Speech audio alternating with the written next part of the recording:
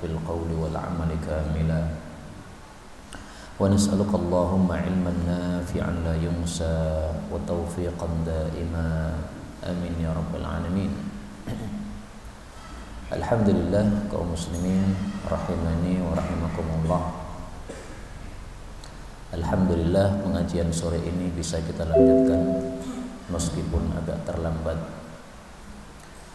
karena ternyata masih banyak orang yang belum paham bahwasanya mengganggu jalan itu dilarang di dalam Islam. Islam mengajarkan kita tumitul adza, singkirkan gangguan dari jalan, bukan memasang gangguan di jalan.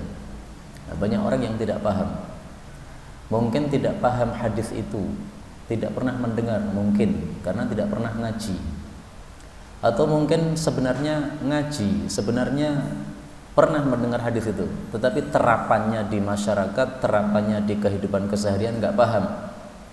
Membuat acara walimah di tengah jalan, menutup jalan padahal jalan utama, nggak boleh, dalam Islam nggak boleh seperti itu. Nah, ini tadi kita kecegat 2 kali, akhirnya kebelasuk-belasuk karena tidak diberikan solusi jalan lainnya, dan itu yang ditutup jalan utama. Kalau jalan kampung seperti di Bengkok ini banyak gang-gang kecil ditutup, nggak ada masalah, tidak mengganggu.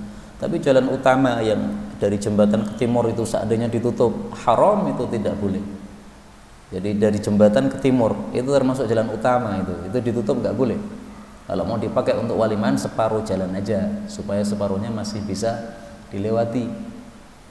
Atau kalau ada solusi yang gampang nggak apa-apa, okay? Tapi kalau solusinya susah seperti yang tadi kita alami, solusinya susah, tidak ada jalan yang jadi solusinya nggak ada, maka ini seperti ini dilarang di dalam Islam. Karena Rasulullah SAW bersabda dalam hadis yang sahih, la darara wa la dirara. La darara, tidak boleh memadarati, tidak boleh saling memadarati. Hadis riwayat Ibnu Majah sahih. Rasulullah SAW mengatakan, wa tumitul adza 'anit tariqi sadaqatun. Engkau menyingkirkan gangguan dari jalan, itu adalah satu sedekah. Hadis muttafaqun alaih. Ini sebagai muqaddimah saja, kemudian kita lanjutkan pengajian kitab Al-Arba'in Al-Qur'aniyah karya Asy-Syaikh Al-Imam Al-Muhaddits Al-Kandahlawi rahimahullahu taala. Kita sudah sampai hadis yang ke-14. Silahkan panjenengan buka kitab hijau pada halaman 620. Halaman 620. Qala al-muallif rahimahullahu ta'ala wa nafa'ana bihi wa bi'ulumihi fid dharain amin. An Abi Hurairah radhiyallahu anhu qala, Abu Hurairah radhiyallahu anhu berkata, qala Rasulullah sallallahu alaihi wasallam, bersabda Rasul sallallahu alaihi wasallam. Sampun ketemu halaman 620. Ta'allamul Qur'an, pelajarilah Al-Qur'an, waqra'uhu, dan bacalah Al-Qur'an, warqudu, dan tidurlah. Fa inna, karena sesungguhnya, mathal Al-Qur'an, permisalan Al-Qur'an, wa man ta'allamahu, dan orang yang telah mempelajarinya, faqama bihi, lalu dia berdiri dengan Al-Quran, maksudnya salat tahajud, kamathali, seperti perumpamaan, jirobin, satu wadah, mahsyuwin, yang penuh, miskan, dengan minyak wangi misik, minyak wangi yang paling wangi, yafuhu rihuhu, yang baunya itu tersebar atau semerbak, kulla makanin, pada setiap tempat. Wa mathalu, adapun perumpamaan, man ta'allamahu, orang yang mempelajarinya, faraqada, lalu dia tidur, maksudnya tidak tahajud, wa huwa fi jawfihi, sementara Quran itu ada di dalam tengahnya, maksudnya dalam hatinya, alias dia hafal. Kamathali jirabin, itu seperti perumpamaan satu wadah, ukiya, yang diikap wadah itu, ala miskin, pada minyak wangi misek, artinya isinya misek tapi diikat sehingga baunya tidak semerbak kemana-mana. Hadis diriwayatkan oleh Tirmidzi dan dihasankan oleh At-Tirmidzi. Adapun Syekh Albani mendhaifkan hadis ini. Jadi hadis ini derajatnya diperselisihkan oleh para ulama. Kalau kita mengikuti yang menghasankan tidak ada masalah. Hadis ini menunjukkan fadilahnya orang mempelajari Al-Quran kemudian menggunakannya untuk sholat tahajud. Jadi ada dua hal dalam hadis ini. Yang pertama disuruh untuk ta'allamul Quran, mempelajari Al-Quran.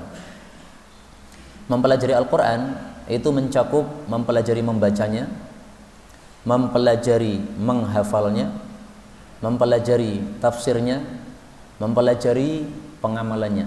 Nah, 4 ini semuanya adalah masuk dalam ta'allam. Karena itu yang belum bisa baca Quran hendaklah dia belajar baca Quran, dimulai dari Iqra, kemudian naik seterusnya sampai bisa baca Quran. Yang sudah bisa baca Quran, seperti mungkin rata-rata bapak-bapak ibu-ibu di sini, jangan berhenti dari mempelajari Quran. Belajar lagi, karena masih ada tugas berikutnya, yaitu mempelajari tafsirnya. Tafsirnya sudah paham, nah mempelajari pengamalannya, bagaimana terapannya. Karena ternyata terbukti banyak orang yang paham, maksudnya ngerti, sudah membaca, disuruh nerjemahkan tahu, tapi penerapannya keseharian nggak ngerti.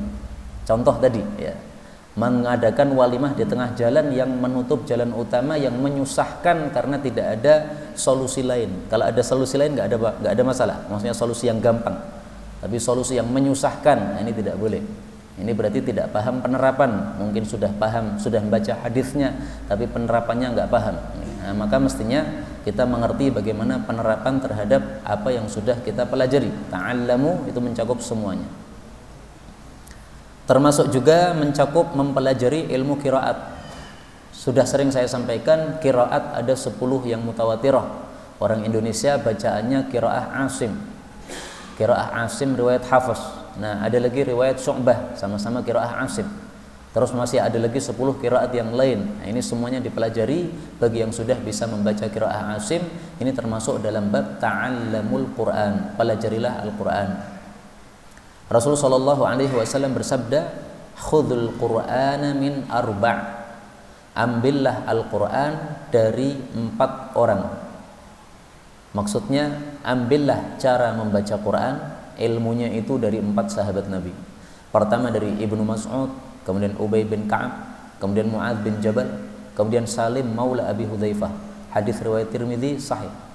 Ini adalah tokoh-tokoh sahabat Nabi yang terkenal waktu itu hafal Quran.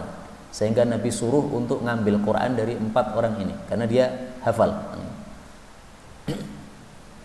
Tapi kemudian Rasulullah mengatakan waqra'uhu warqudu.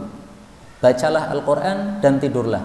Maksudnya, kalau kita mau tidur, hendaklah bacaan yang terakhir kita baca adalah Al-Quran. Jadi sebelum tidur, hendaklah ada bacaan Quran yang kita baca. Sebelum tidur, jangan hanya Bismikallahumma ahya wa bismika amut. Jangan hanya itu, tapi ada bacaan Quran yang dibaca. Lantas apa yang dibaca? Contohnya ayat kursi dibaca sebelum tidur. Contoh lagi 3 Qul dibaca sebelum tidur. Contoh lagi Al-Kafirun dibaca sebelum tidur. Ini semuanya hadis-hadisnya sahih.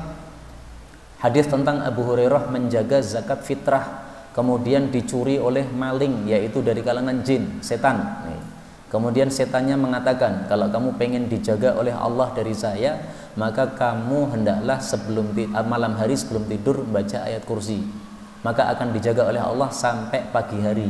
Nah, kemudian dibenarkan oleh Nabi mengatakan shadaqa wa huwa kadzub. Itu perkataannya benar meskipun dia asalnya sebenarnya tukang dusta. Nah, maka ini sunnah Nabi baca ayat kursi sebelum tidur. Sebelum tidur Nabi suka baca 3 Qul, kemudian ditiup pada telapak tangan, diusapkan pada seluruh tubuhnya. Rasulullah juga mengatakan tentang surat Al-Kafirun, "Tsumma nam 'ala khatimatiha." Idza akhadta majja'aka, kalau kamu sudah siap di atas tempat tidur, minal lail, di malam hari, faqra' qul ya ayyuhal kafirun. Baca surat Al-Kafirun. Tsumma nam 'ala khatimatiha. Kemudian tidurlah pada penghujung surat Al-Kafirun. Artinya selesai baca Al-Kafirun tidur. Fa innaha bara'atun minasyirki. Karena surat itu adalah berlepas diri dari syirik. Artinya kalau kita mati maka mati dalam keadaan tauhid, berlepas diri dari syirik. Ini hadis riwayat Abu Dawud sahih. Nah, ini perintah Nabi, hendaklah kita lakukan. Waqra'uhu warqudu. Baca Quran baru tidur. Sudah di atas tempat tidur, baca sebagian ayat-ayat Quran baru tidur. Kemudian Rasulullah mengatakan, perumpamaan Al-Quran dan orang yang sudah mempelajarinya sehingga bisa membaca, faqama bihi, lalu dia qiyamul lail dengan membaca Al-Quran, maka itu seperti perumpamaan satu wadah yang berisi penuh dengan minyak wangi misek, maka wadahnya itu merebak kemana-mana baunya pada setiap tempat. Nah, ini hasungan yang kedua. Setelah kita dihasung untuk pelajari Quran, kita dihasung untuk qiyamul lail, membaca Quran yang sudah kita bisa baca tadi. Maka orang yang sudah bisa baca Quran itu lebih ditekankan untuk qiyamul lail daripada orang-orang yang tidak bisa baca Quran. Orang tidak bisa baca Quran, bisanya iqra abata saja, belum bisa baca Quran. Nah, kalau dia tidak tahajud, wajar dia belum bisa baca Quran. Tapi yang sudah bisa baca Quran mestinya tahajud rutin setiap malam. Maka diperumpamakan oleh Nabi ini seperti wadah penuh minyak wangi misek, baunya semerbak kemana-mana. Artinya manfaatnya menyebar. Demikian juga kalau kita sudah bisa baca Quran kemudian tahajud. Nah, tahajud kita di rumah kita itu manfaatnya tidak untuk diri sendiri, tapi nyebar kepada seluruh keluarga kita. Bahkan menurut sebagian ulama bahwasanya ada orang soleh di satu kampung, itu kesolehan dia akan bermanfaat untuk duwairat, untuk beberapa rumah di sekitar dia. Karena kesolehan dia, karena tahajud dia, bangun malam baca Quran, bangun malam tahajud baca Quran. Nah, ini kesolehan ini ada menyebar, ada manfaatnya kepada rumah-rumah sekitar dia. Dan ini mengingatkan saya kepada kalam Allah Subhanahu wa taala. Allah mengatakan, "Wa ma kana Allahu mu'adzibahum wa hum yastaghfirun." Allah tidak mungkin menyiksa suatu kaum sementara mereka itu yastaghfirun, mereka istighfar kepada Allah Subhanahu wa taala. Surah Al-Anfal ayat 33. Apa kaitannya dengan tahajud yang saya sampaikan? Nah, kalau ada orang tahajud, selesai tahajud kemudian istighfar, ini kan berarti jadi penjaga untuk kampung tadi. Karena dia istighfar, maka sekampung dijaga oleh Allah Subhanahu wa taala.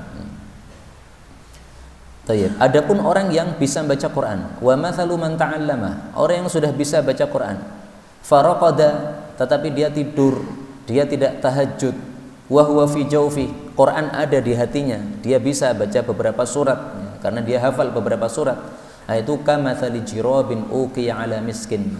Itu seperti wadah ada misiknya tapi diikat tutupnya, sehingga baunya cuma di dalam wadah tadi, baunya tidak keluar sama sekali. Atau kalaupun ada sedikit bau, sedikit aja. Orang yang mendekat baru mendapatkan baunya, tapi setelah dia jauh tidak dapat lagi. Artinya manfaatnya dikit. Nah, maka setelah kita sudah bisa baca Quran, supaya manfaat kita lebih banyak, maka hendaklah kita tahajud setiap malam. Kalau kita sedang baca Quran, diniatkan juga untuk meruqyah orang-orang yang ada di sekitar kita. Kalau ada orang sakit nih, karena Quran ini bisa untuk ruqyah. Nah, maka kata guru saya dari Saudi, beliau mengatakan, kalau kamu baca Quran, bisa kamu niatkan dengan niatan yang banyak. Niatan baca Quran, niatan untuk mengulang hafalan, niatan untuk meruqyah orang-orang yang sakit, atau meruqyah dirimu yang lagi sakit. Nah, diniatkan banyak, ini menyebabkan pahalanya juga lebih besar di hadapan Allah Subhanahu wa taala, sebagaimana sabda Nabi, wa innama likulli imri'in ma nawa. Karena itu mari kita semua yang sudah bisa baca Quran jangan absen salat tahajud. Hadis berikutnya hadis 15. An Ibni Abbas radhiyallahu anhuma qala qala Rasulullah sallallahu alaihi wasallam, inna sesungguhnya alladzi orang yang laisa tidak ada fi jawfihi di dalam tengahnya, maksudnya di dalam hatinya, syai'un sesuatu pun minal Quran dari Al-Quran, itu kal baiti seperti rumah Al-Kharibi, yang roboh. Hadis diriwayatkan oleh Tirmidzi dan disahihkan oleh At-Tirmidzi. Hadis ini pun juga didhaifkan oleh Al-Albani. Maka ringkasnya hadis ini derajatnya diperselisihkan ulama. Kita mengikuti pendapat yang mensahihkan nggak ada masalah, karena kita bukan ulama, mengikuti ulama. Hadis ini menunjukkan fadilah orang yang fi jawfihi syai' minal Quran. Dalam hatinya ada sesuatu dari Quran. Maksudnya dia hafal Quran. Nah, maka ini menghasung orang untuk hafal Quran. Ada orang muslim bisa baca Quran, tapi satu pun surat tidak hafal. Al-Fatihah nggak hafal, 3 Qul nggak hafal. Nah, ini seperti rumah yang roboh kayak begini. Rumah roboh itu nggak ada manfaatnya, Pak, nggak bisa dipakai. Kalau ada orang muslim bisa baca Quran dan punya hafalan Quran, Fatihah bisa, 3 Qul bisa, juz amma hafal. Nah, ini berarti dia seperti rumah yang tidak roboh, rumah yang bisa dipakai. Semakin banyak hafalannya, semakin mewah rumah tersebut atau semakin sempurna rumah itu. Maka di sini letaknya fadilah orang yang hafal Quran. Karena hafal Quran, hafal 30 juz, berarti rumahnya rumah yang besar, yang banyak manfaatnya, bisa menampung banyak orang. Kalau hafalannya sedikit, berarti seperti rumah, tetapi ya sedikit, menampungnya sedikit orang, manfaatnya ya sedikit. Kalau tidak punya hafalan sama sekali, nah ini seperti rumah yang roboh, nggak ada gunanya, nggak bisa dipakai. Rumah roboh mau digunakan untuk apa? Digunakan untuk tidur, malah khawatir kejatuhan gentengnya. Digunakan untuk tidur siang hari supaya tidak kepanasan. Sudah roboh, tidak bisa digunakan untuk berteduh dari panas maupun hujan, tidak ada manfaatnya. Karena itu hadis ini menghasung setiap muslim untuk apa? Menghafal Quran. Jadi yang disuruh menghafal Quran tidak hanya para santri. Semua kita hendaklah menghafal Quran. Tidak wajib 30 juz, tidak wajib. Yang penting ada hafalan Quran. Fi jawfihi, dalam hatinya ada syai'. Syai' itu sesuatu. Dalam bahasa Arab syai' ini disebut a'amul am, kata yang paling umum, sehingga satu ayat pun termasuk syai'. Sehingga yang sudah hafal satu ayat ini sudah tidak termasuk rumah roboh. Tapi tidak hafal satu pun ayat, ini seperti rumah roboh. Nah, insya Allah yang hadir ini semuanya tidak ada yang seperti rumah roboh, karena pasti sudah hafal surat Al-Fatihah atau 3 Qul. Tapi hendaklah rumah yang sudah kita miliki ini kita sempurnakan lagi, diperbesar lagi rumahnya, ditambah lagi hafalannya. Karena itu aktivitas menghafal Quran menurut saya hendaklah dijadikan aktivitas harian. Sebagaimana kata guru kami Syekh Tariq, beliau mengatakan hendaklah setiap hari itu setiap muslim ada aktivitas baca Quran, ada juga aktivitas untuk tadabbur Quran. Kalau baca cuma baca aja, kalau tadabbur satu ayat tapi betul-betul dimaknai, dipahami. Kemudian ada juga aktivitas menghafal Quran. Menghafal Quran minimal untuk mengulang yang sudah kita hafalkan. Ada orang hafal juz 30, kalau nggak pernah diulang lama-lama hilang. Nah, maka aktivitas menghafal adalah aktivitas mengulang hafalan yang sudah kita miliki. Kalau mau menambah lagi lebih bagus. Kalau tidak mau menambah karena merasa sudah tua nggak bisa nambah, yang penting mengulang hafalan yang sudah dimiliki. Karena yang tidak diulangi pasti akan lupa lagi. Sebagaimana sabda Nabi SAW, beliau mengatakan dalam hadis yang sahih, "Idza qama sahibul Quran", apabila qiyamul lail sahibul Quran. Qama itu maksudnya salat ya. Apabila salat sahibul Quran, faqara'ahu bil-lail wan nahar, lalu membaca Al-Quran itu di siang maupun malam, di malam maupun siang, berarti salat sunnahnya dia baca hafalan-hafalannya, dzakarahu, dia pasti akan mengingat Quran yang dia hafalkan itu. Wa illam yakum bihi, tetapi kalau dia tidak mau salat membaca Al-Quran, nasiyahu, dia pasti akan lupa terhadap hafalannya itu. Hadis diriwayatkan oleh Muhammad bin Nasr dalam kitab Shalah, derajatnya dhaif tetapi maknanya sahih karena diriwayatkan juga semakna dengan ini oleh Al-Imam Muslim rahimahullahu taala. Kemudian kata-kata jauf yang artinya tengah, ini maksudnya adalah hati. Dari mana taunya? Dari kalam Allah Subhanahu wa taala dalam Al-Qur'an.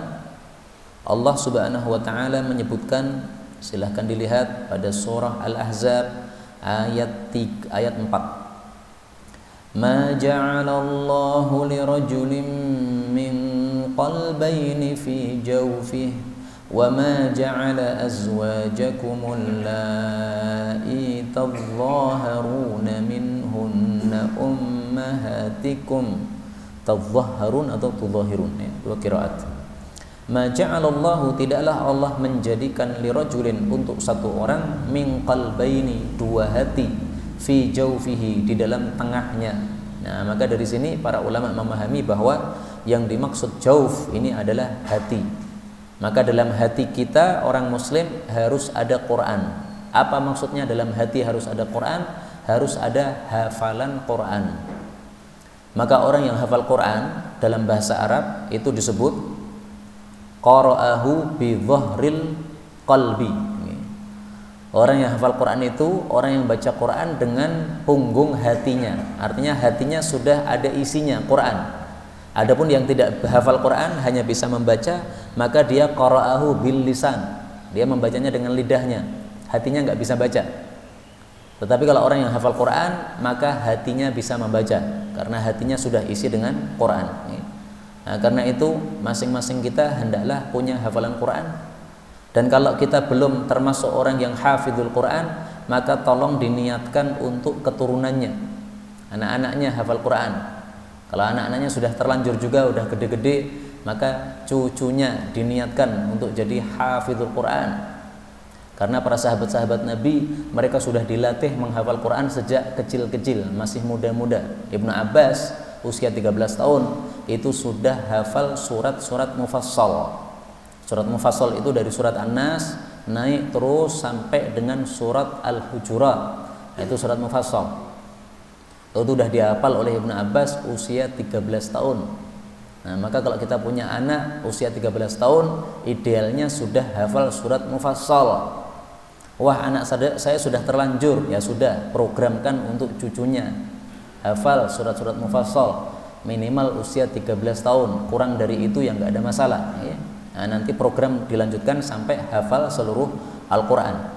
Seperti yang berita hari ini saya dengar, ada seorang Gus di Jawa Timur nikah dengan mahar berapa emas, kemudian berapa rupiah, kemudian tambah lagi tasmi' Al-Quran 30 juz sekali duduk saat itu juga. Nah, berarti dia hafid Quran. Jadi sedalam maharnya disuruh untuk membacakan Quran 30 juz kepada istrinya atau kepada calon istrinya. Nah, ini satu kelebihan yang dimiliki oleh Gus ini. Tapi saya perlu komentar bahwasanya membaca Quran dijadikan sebagai mahar itu la yasih, itu tidak sah, itu nggak benar, nggak ada dalilnya. Yang ada adalah mengajarkan Quran. Nah, karena itu tidak usah ditiru itu yang dilakukan oleh Gus tersebut. Mungkin beliau tidak paham bahwasanya mayoritas sepakat para ulama bahwa bacaan Quran tidak sah untuk mahar, nggak sah. Yang sah adalah ta'limul Quran, mengajarkan Quran. Karena mahar itu sebenarnya sesuatu yang harus ada harganya. Mengajar itu ada harganya. Sekali duduk berapa, sekali materi berapa, kan ada nilainya kan. Pak guru yang ada di sekolah-sekolah itu kan ngerti kan. 1 jam pelajaran berapa nilainya kan ngerti. Nah, ada nilainya. Tapi kalau baca Quran nggak ada, dihargai nggak ada. Saya duduk baca 1 juz dalam setengah jam, itu nilai rupiahnya berapa? Nggak ada dalam Islam ini nggak ada. Orang baca Quran dibayar nggak ada. Adanya mengajarkan Quran dibayar, nah, itu ada. Tapi kalau membaca Quran dibayar nggak ada. Membaca Quran ini ikhlas karena Allah Subhanahu wa Ta'ala. Tapi kembali ke sini, hendaklah masing-masing kita punya program untuk menghafal Al-Quran. Kita lanjutkan hadis yang ke-16. Al-haditsus sadis ashar an Aisyah radhiyallahu anha anna nabiyya, bahwasanya Nabi sallallahu alaihi wasallam qala, mengatakan, qiraatul Quran, membaca Al-Quran, fis salati, di dalam salat, afdalu, lebih utama, min qiraatil Quran, daripada membaca Al-Quran, fi ghairis salah, di luar salat. Wa qiraatul Quran, sementara membaca Al-Quran, fi ghairis salah, di luar salat, itu afdalu lebih utama minat takbiri wat tasbih daripada takbir dan tasbih. Wat tasbih adapun tasbih itu afdalu lebih utama minas sadaqah daripada sedekah. Was sadaqatu adapun sedekah itu afdalu lebih utama minas saumi daripada puasa. Wasaumu adapun puasa itu junnatun perisai minan nari dari api neraka. Hadis ini diriwayatkan Baihaqi dalam Syu'abul Iman, artinya cabang-cabang iman, tapi di dalam sanadnya ada rawi bernama Muhammad bin Salam. Kata Ibnu Mandah, dia meriwayatkan hadis-hadis gharib dan di dalamnya ada pembicaraan. Maksudnya dia adalah perawi yang dhaif. Dan dia meriwayatkan dari rojulin, dari seorang laki-laki, tidak jelas siapa. Min Bani Khuzaimah majhul, maka rawinya adalah rawi majhul. Jadi ringkasnya hadis ini derajatnya dhaif. Kenapa? Ada dua rawi yang bermasalah. Rawi pertama namanya rawi Muhammad bin Salam. Dia rawi yang fihi maqal, diperbincangkan oleh para ulama alias dhaif. Masalah kedua, ada seorang rawi yang hanya disebut rojul, seorang laki-laki. Siapa dia? Nggak ngerti. Nah, ini berarti rawinya mubham, majhul, maka derajat hadisnya dhaif. Setelah kita tahu derajat hadisnya dhaif, mari kita perhatikan isinya. Apakah isinya sahih atau tidak? Ada beberapa poin. Poin pertama, qiraah Al-Quran di dalam sholat lebih utama daripada qiraah Quran di luar sholat. Apakah ini benar atau tidak? Ini sesuatu yang benar. Kenapa? Orang yang membaca Quran di dalam sholat amalannya dua. Satu, amalan membaca Quran. Dua, amalan sholat. Tetapi kalau orang membaca Quran di luar sholat, amalannya satu, hanya baca Quran saja.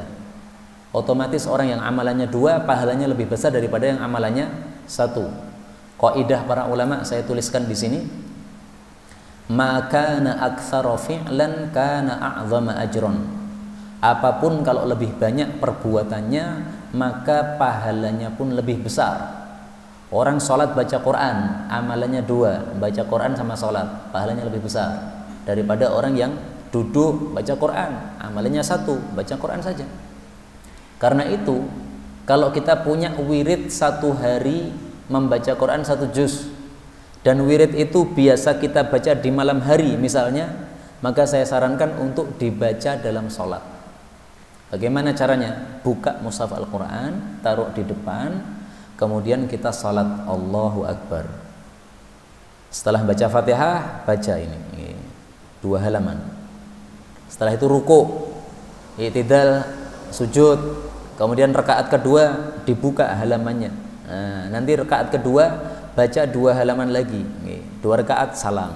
Nah, nanti siapkan lagi 2 halaman dalam 1 rakaat. Itu lebih besar daripada yang setiap hari baca 1 juz tapi dibaca hanya duduk biasa tanpa dalam kondisi sholat. Ini hasungan saya saja, tidak wajib. Bagi yang punya wirid baca Quran di malam hari, paling bagusnya dibaca sambil sholat. Karena sholat sunnah itu boleh sambil buka Quran. Buka Quran, dibuka di depan, mata kita melihat ke Quran, tidak melihat ke tempat sujud. Boleh dalam salat sunnah. Dalam salat wajib jangan dilakukan. Dalam salat sunnah dilakukan oleh para tabi'in di hadapan para sahabat, tidak diingkari oleh para sahabat, menunjukkan ini boleh diamalkan. Dalam salat wajib jangan. Tapi kemudian yang kedua, poin kedua, membaca Quran di luar salat lebih utama daripada takbir dan tasbih. Ini juga benar, karena para ulama sudah sepakat bahwasanya zikir yang paling afdol itu adalah baca Quran. Ulama sepakat, ijma'. Padahal kalau ulama sepakat itu tidak mungkin salah. Allah menjaga umat manusia, umat Islam ini, umat Nabi Muhammad SAW, tidak mungkin ijma' sepakat kemudian hasil sepakatnya salah, itu nggak mungkin. Nah, di sini sudah terjadi ijma' di antara para ulama bahwa baca Quran adalah wirid paling utama. Karena itu baca Quran lebih utama daripada takbir dan tasbih. Apalagi kadang-kadang ayat-ayat Quran ada isi tasbihnya, ada isi takbirnya, sehingga baca Quran sekaligus kita sudah mengucapkan takbir dan tasbih. Poin yang ketiga, tasbih lebih utama daripada sedekah. Apakah ini benar? Ternyata kita temukan dalam hadis Nabi SAW yang sahih ada yang menguatkannya.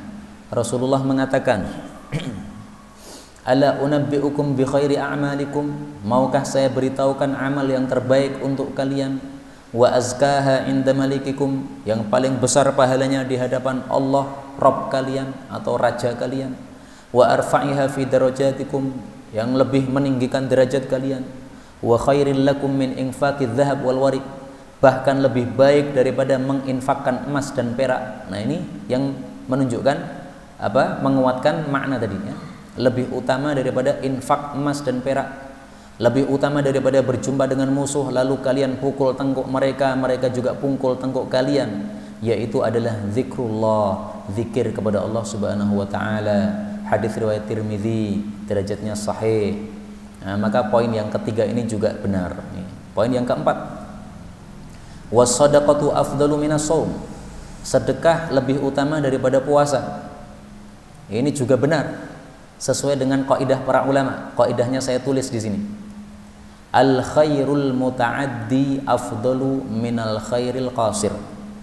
Kebaikan yang bersifat menyebar kepada orang lain itu lebih utama daripada kebaikan yang untuk diri sendiri. Nah, kita terapkan kaidah ini pada poin yang keempat ini. Sedekah lebih utama daripada puasa. Karena sedekah ini kebaikannya menyebar kepada orang lain. Orang kaya punya duit, sedekah kepada orang miskin. Nah, dia orang miskin dapat kebaikannya. Tetapi kalau saum, puasa, ini kebaikan untuk diri kita sendiri. Puasa kan untuk kita sendiri kan. Badan kita jadi sehat, hati kita jadi lembut dengan sebab puasa. Tetapi orang lain tidak ada pengaruhnya apa-apa. Nah, maka sedekah lebih utama daripada puasa, benar. Kemudian poin yang kelima, puasa adalah perisai dari api neraka. Nah, ini sudah sahih, semuanya sudah paham. Hadisnya sudah kita bacakan kemarin pada bulan Ramadan, sehingga tidak perlu ditampilkan lagi. Jadi ringkasnya 5 poin yang ada dalam hadis dhaif ini semua isinya benar. Karena itu kita ambil kesimpulan bahwasanya hadis dhaif tidak selalu isinya salah. Isinya benar bisa. Tetapi jangan kita katakan ini sabda Nabi SAW, jangan. Adabnya menyampaikan hadis dhaif adalah ruwiya, diriwayatkan dari Nabi, Nabi mengatakan begini, tetapi kemudian dijelaskan ini hadisnya dhaif. Kalau hadisnya sahih tidak usah pakai gitu-gitu, langsung aja naik mimbar mengatakan Rasulullah bersabda. Nah, nggak apa-apa begitu. Seorang imam sebelum memulai sholat jamaah kemudian dia mengatakan, bapak-bapak yang masih pakai masker silahkan maskernya dibuka. Rasulullah melarang kita sholat menutupi mulut kita. Nah, nggak apa-apa langsung begitu karena hadisnya sahih. Kalau hadisnya dhaif jangan begitu menyampaikannya. Diriwayatkan dari Nabi bahwasanya beliau bersabda, tetapi hadisnya dhaif. Nah, maka ini ada perlu kita ketahui kalau kita ingin mengajarkan kitab Fadilah Amal.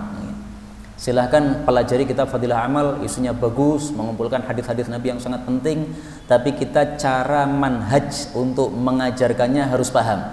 Bagaimana menyampaikan hadis dhaif, bagaimana menyampaikan hadis yang sahih. Nah, itu ada manhajnya, ada metodenya menurut para ulama-ulama ahli hadis kita. Baik, kita lanjutkan hadis berikutnya, hadis 17.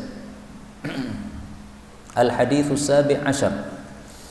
An Abi Hurairah radhiyallahu anhu qala qala Rasulullah sallallahu alaihi wasallam, ayyuhibbu ahadukum, apakah suka salah satu kalian, idza raja'a ila ahli, apabila dia pulang kepada keluarganya, pulang ke rumah, ayyajida fihi, bahwasanya dia mendapatkan padanya, mendapatkan di rumahnya, thalatha khalifatin, 3 ekor unta bunting, idhamin yang besar-besar, simanin yang gemuk-gemuk. Jadi maksudnya unta-unta mahal, karena unta mahal biasanya bodinya besar-besar plus gemuk-gemuk. Qulna, kami para sahabat mengatakan na'am, ya. Qala, beliau mengatakan fathalathu ayatin, maka 3 ayat Al-Qur'an, yaqra'u bihinna, yang seseorang membacanya, ahadukum fi salatihi, di dalam salatnya, khairul lahu, itu lebih baik baginya, min thalathi khalifatin, daripada mendapatkan 3 unta bunting, idhamin yang besar-besar, maksudnya yang mahal-mahal, simanin yang gemuk-gemuk. Hadis diriwayatkan oleh Imam Muslim. Hadis ini menunjukkan dua hal. Pertama, fadilah membaca Quran dalam salat. Yaqra'u bihinna ahadukum fi salati. Seseorang membaca ayat itu di dalam salat. Nah, maka ini hadis menguatkan hadis yang sebelumnya tadi. Baca Quran di dalam salat lebih utama daripada di luar salat. Apa fadilahnya membaca Al-Quran di dalam salat? Satu ayat lebih baik daripada mendapatkan satu unta gemuk yang mahal, yang bunting. Unta itu kalau gemuk lebih mahal daripada yang kurus. Kalau dia besar berarti yang mewah, yang mahalan itu lebih mahal daripada yang murahan. Apalagi kalau bunting lebih mahal, karena berarti kita membeli 2 ekor, membeli janinnya sama induknya. Nah, maka ini maksud Nabi SAW, pahalanya sangat besar tak terhingga. Nabi menyebut onta karena onta zaman dulu adalah hartanya orang-orang kaya di antara orang-orang Arab. Kalau Nabi hidup di zaman ini dan hidupnya di Indonesia atau hidupnya di Arab sekarang juga sama ya. Mungkin Nabi menyebutkan Mercy dan sebagainya, mobil-mobil yang mahal. Tapi waktu itu belum ada mobil, maka Nabi sebutkan onta. Nah, sekarang onta harganya mungkin kalah dengan mobil-mobil. Oke, tapi ini tidak ada masalah, karena yang dimaksud oleh Nabi adalah menggambarkan besarnya pahala yang tak terhingga. Nah, maka orang Arab zaman dulu mengenal harta-harta yang mahal adalah unta bunting. Beliau sebutkan di sini unta-unta bunting. Karena itu salat-salat sunnah yang kita lakukan, yang mungkin dalam satu rakaat kita membaca 4 ayat saja, surat Qul Huwallahu Ahad isinya 4 ayat, maka ini jangan diremehkan. Karena meskipun ini hanya 4 ayat, tetapi satu ayatnya lebih besar daripada unta bunting yang sangat mahal. Rasulullah SAW bersabda, waktu itu sambil beliau melewati satu kuburan, kemudian sambil beliau mengatakan raq'atani khafifatan. Ada 2 rakaat yang ringan. Ringan maksudnya bacaan Qur'annya pendek-pendek. Bima tahqirun, yang kalian remehkan karena suratnya pendek. Wa tunaffilun, bahkan itu hanya salat sunnah. Yaziduhuma hadza fi amali, yang orang yang dikubur ini kalau bisa menambahkannya dalam catatan amalnya, ahabbu ilaihi min baqiyati dunyakum, itu lebih dia sukai daripada seluruh dunia kalian. Hadis riwayat Ibnu Mubarak di dalam kitab Zuhud, derajatnya sahih. Jadi orang kalau sudah mati baru sadar bahwasanya yang paling penting itu mengumpulkan amal, bukan mengumpulkan uang. Kalau kita masih hidup, kita mungkin mikirnya duit, harta. Bagaimana rumahnya biar jadi mewah, jadi bagus. Bagaimana supaya kendaraannya lebih bagus. Bagaimana bisa punya mobil dan sebagainya. Tapi kalau sudah mati, mikirnya udah lain. Wah, saya menyesal. Kenapa saya dulu tidak sholat sunnah? Padahal saya masuk masjid belum qomat. Mestinya saya bisa sholat sunnah. Tapi saya melihat orang-orang pada berdiri menunggu imam, saya ikut-ikutan berdiri. Saya malas sholat sunnah karena orang-orang pada berdiri. Nyesal nanti kalau udah mati. Karena itu saya memesankan kepada diri saya sendiri, kepada semuanya, kalau masuk masjid belum qomat, tidak usah berdiri. Sholatlah sunnah. Kenapa? Karena kita nggak ngerti imamnya datang kapan, kan nggak ngerti. Kalau kita ngerti imamnya datang kapan, ini sebentar lagi imam datang, nggak salat sunnah nggak apa-apa. Misalnya dari rumah kita bersama dengan imam berjalan, tetapi masuknya pintu masjid lebih duluan kita. Nah, sebentar lagi imamnya masuk. Nah, dalam kondisi itu nggak usah salat sunnah, karena Anda sudah tahu bahwasanya qomatnya sebentar lagi sudah segera qomat. Bahkan para ulama mengatakan makruh hukumnya kalau kita nekat sholat padahal sudah tahu sebentar lagi qomat. Atau mungkin imamnya sebenarnya sudah siap di kamar masjid, tapi imamnya akan keluar kalau jamnya sudah berbunyi. Okay? Alarmnya sudah berbunyi. Nah, kita lihat tinggal 1 menit lagi. 1 menit nggak cukup untuk sholat sunnah 2 rakaat. Nah, di sini para ulama fatwakan makruh kalau Anda nekat sholat sunnah. Tapi di sini masjid tidak ada alarm untuk qomatnya. Kita nggak tahu kapan imamnya datang. Masuk masjid sholat sunnah. Wah, saya kalau biasanya sholat sunnah itu baru 1 rakaat imamnya sudah datang. Tidak ada masalah. Karena sholat sunnah mutlak itu 1 rakaat boleh. Ini tidak banyak yang tahu, Pak. Tidak yang banyak yang tahu bahwasanya sholat sunnah mutlak itu boleh hanya 1 rakaat. Jadi sholat sunnah yang boleh 1 rakaat itu 2. Pertama salat witir, yang kedua salat sunnah mutlak. Salat witir dalilnya sabda Nabi SAW. Beliau mengatakan man syaa autara bi wahidah. Barang siapa yang mau silahkan salat witir 1 rakaat, enggak apa-apa, boleh. Adapun salat sunnah mutlak 1 rakaat, dalilnya perbuatan Sayyidina Umar. Sayyidina Umar pernah melewati satu masjid, beliau kemudian singgah di masjid itu, salat sunnah 1 rakaat. Setelah itu pergi dia, maka dikejar oleh jamaah masjid. Sayyidina Umar, Anda baru 1 rakaat salatnya, kurang 1. Nah, maka Sayyidina Umar mengatakan, innama hiya nafilah, faman syaa zada wa man syaa naqas. Saya kan hanya salat sunnah, maksudnya salat sunnah mutlak. Maka silahkan kalau mau menambah, silahkan kalau mau mengurangi. Artinya 1 rakaat sudah sah, 2 rakaat juga sah, 100 rakaat juga sah, tidak ngerti berapa rakaat juga sah. Ada seorang sahabat Nabi yang suka salat sunnah mutlak, salat, kemudian kalau sudah sujud naik lagi, baca Quran lagi, kemudian sujud lagi, bangkit lagi, sampai tamunya itu nunggu di belakang itu sampai ngitungnya itu susah, Pak. Loh, kira rakaat kepiro iki? Mau nambah-nambah terus. Akhirnya setelah selesai salat, maka ditegur oleh tamunya, wahai imam, saya nunggu Anda sejak tadi, Anda belum selesai salat. Saya sampai tidak ngerti berapa rakaat. Apakah Anda itu tahu berapa rakaat? Maka dijawab oleh ini sahabat Nabi, saya lupa namanya, apakah Jabir atau Jarir ataukah yang lainnya. Dia mengatakan, kalau saya tidak tahu berapa jumlah rakaat saya, maka Allah yang Maha Kuasa tahu berapa jumlah rakaat saya. Artinya salat sunnah mutlak itu tidak tertentu rakaatnya, bebas. Salat sunnah apa? Mutlak. Salat sunnah yang tidak terikat waktu, bebas. Kalau salat duha kan terikat waktu ya, waktunya harus waktu duha. Salat tahiyatul masjid terikat waktu ya, ketika datang ke masjid itu kita tahiyatul masjid. Tapi kalau kita khawatir ini qomatnya sudah datang, qomatnya sudah menjelang qomat, maka niatkan aja salat sunnah mutlak. Saya biasanya mendengar azan, ambil wudhu, salat sunnah di rumah. Itu kebiasaan saya. Kenapa? Karena salat sunnah di rumah pahalanya lebih besar daripada salat sunnah di masjid. Habis itu baru datang ke masjid. Nah, datang ke masjid kadang-kadang sudah penuh shaf pertama, shaf kedua kadang isi, kadang belum. Nah, saya niatkan salat sunnah mutlak, sehingga nanti kalau imamnya datang qomat, saya baru dapat 1 rakaat, langsung saya tahiyat, nggak ada masalah. Nah, ini banyak orang yang nggak ngerti. Salat sunnah mutlak boleh 1 rakaat. Nah, maka antum kalau datangnya terlambat masuk masjid, jangan nunggu imam dengan berdiri, tunggulah dengan salat sunnah. Salat sunnah apa? Salat sunnah mutlak. Maka 1 rakaat imam datang langsung tahiyat, nggak ada masalah. Tidak usah nambah 1 rakaat lagi nanti telat. Tidak usah dibatalkan salatnya. Salatnya lanjutkan tapi 1 rakaat saja. Ini namanya salat sunnah mutlak. Nah, itu penjelasan saya ini bisa dibaca dalam kitab Majmu' karya Imam Nawawi, Fiqh Syafi'i. Kita lanjutkan satu hadis lagi, hadis 18. Al-haditsul tsamin asyar.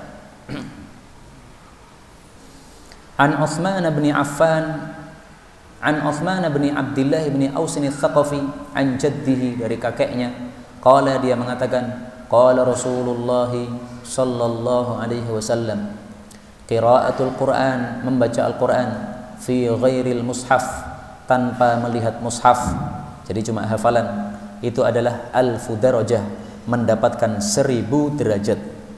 Wa qiraatuhu fil mushaf, adapun membaca Al-Quran melihat mushaf, tudha'afu ala dzalika, dilipat gandakan atas hal itu, alfai darajah, sampai 2000 derajat.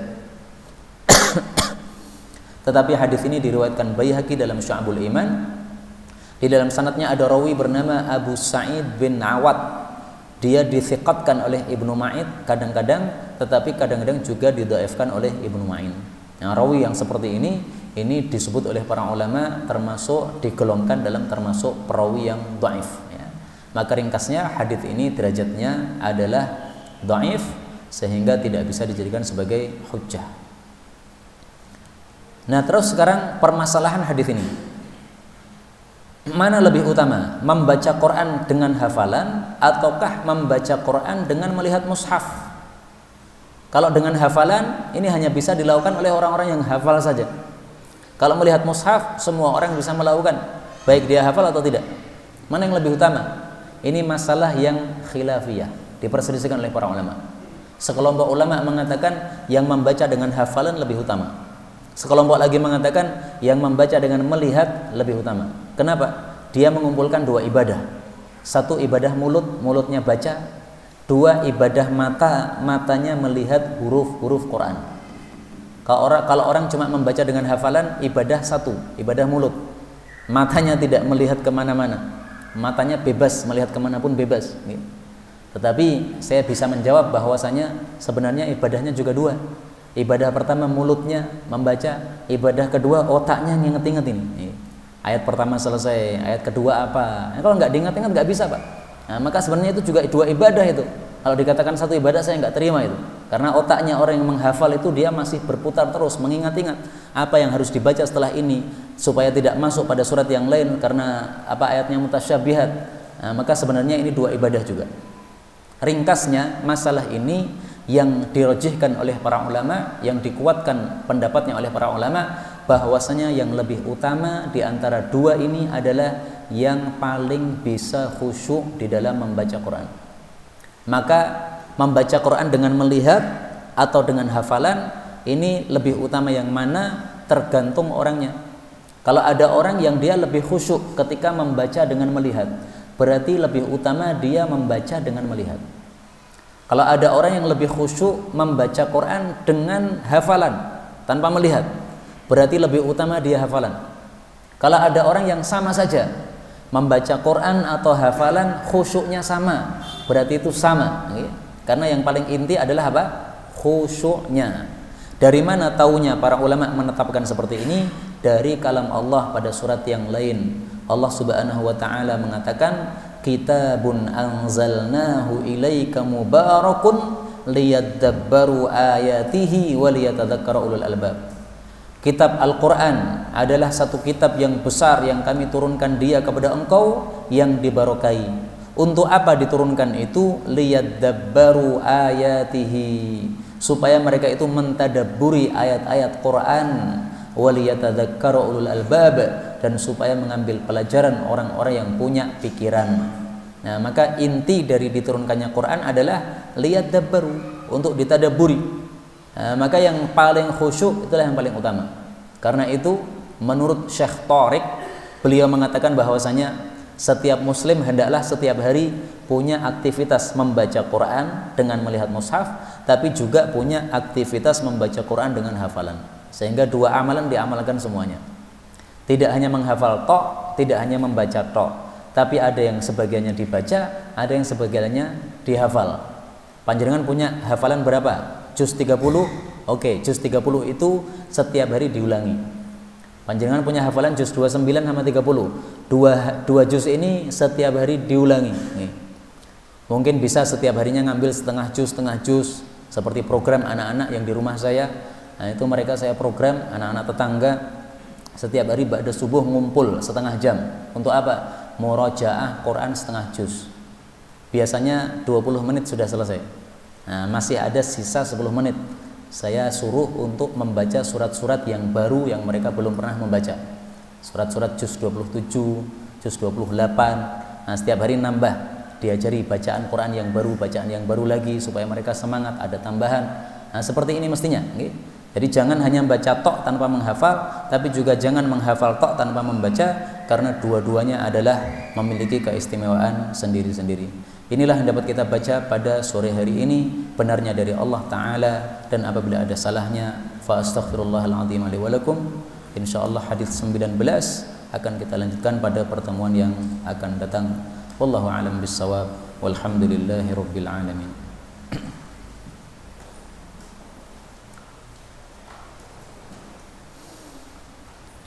Saya mengajak kepada jamaah semuanya untuk mendoakan saudara-saudara kita di Palestina dan juga saudara-saudara kita yang sedang sakit, karena masih ada juga sampai hari ini saudara-saudara kita yang sakit, baik itu karena